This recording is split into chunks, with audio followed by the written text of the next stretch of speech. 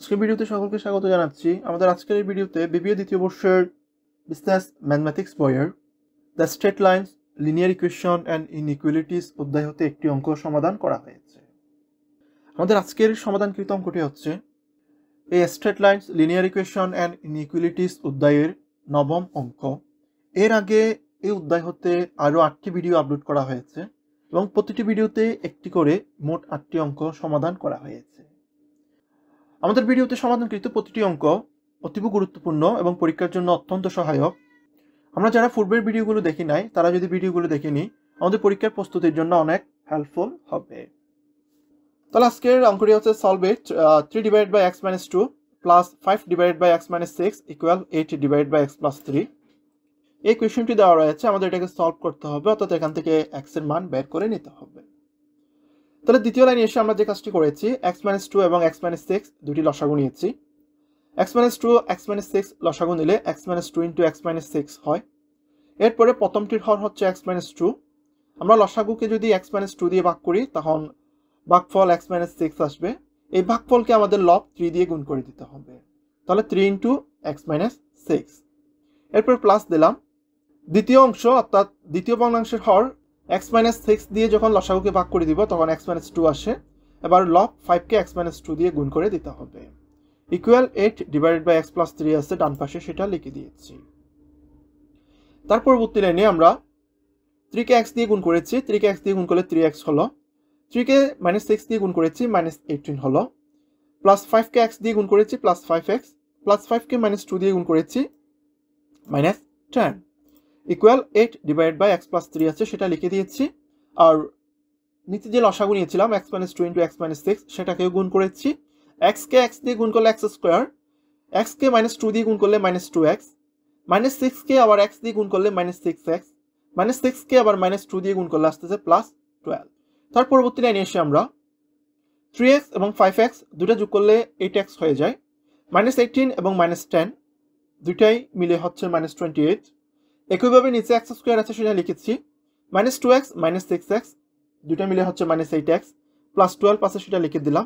আর ডান পাশের অংশ আমরা কোনো কাজ করি নাই, 8 ডিভাইড বাই x প্লাস 3 লিখে দিয়েছি। এর পরবর্তী লাইনে এসে আমরা ক্রস মাল্টিপ্লিকেশন বজ্র গুণন করব।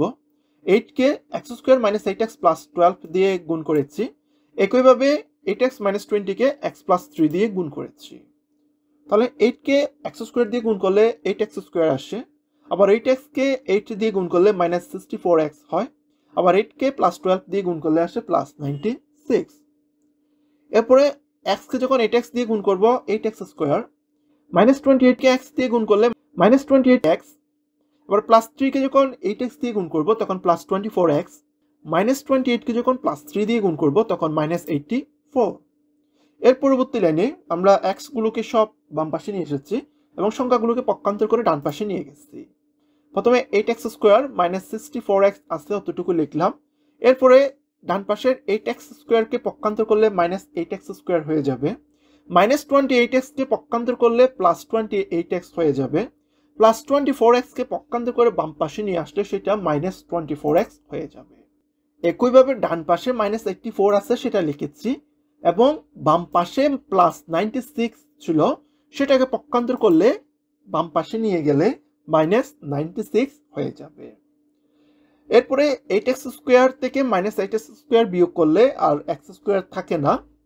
এরপরে গিয়ে minus 64x plus 28x minus 24x থাকে, এগুলো যোগ বিয়োগ করলে মাইনাস 60x আসে। একইভাবে মাইনাস 84 এবং মাইনাস 96 দুটা মিলে মাইনাস 180 হয়ে যায়।